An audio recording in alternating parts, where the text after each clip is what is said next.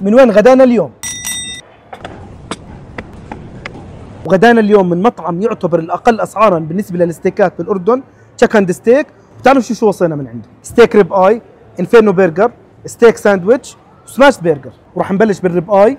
شوفوا بسم الله ما شاء الله يا جماعه، وبنقول بسم الله.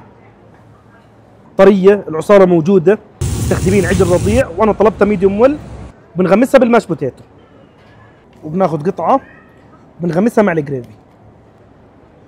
دور السماش برجر، بسم الله ما شاء الله يا جماعه، يا ريت تشموا ريحه لحم الانجوس.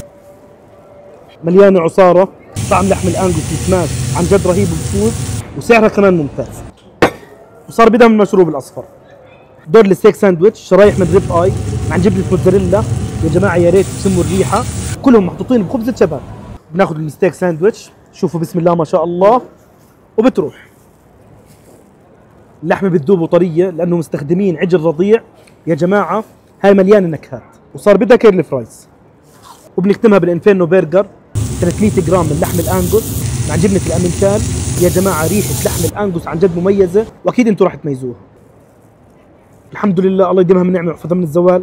جربنا جزء صغير من منيو كبير من تشيك اند ستيك، اسعار ممتازه، وكلهم موجودين على التطبيق المحلي اشيائي.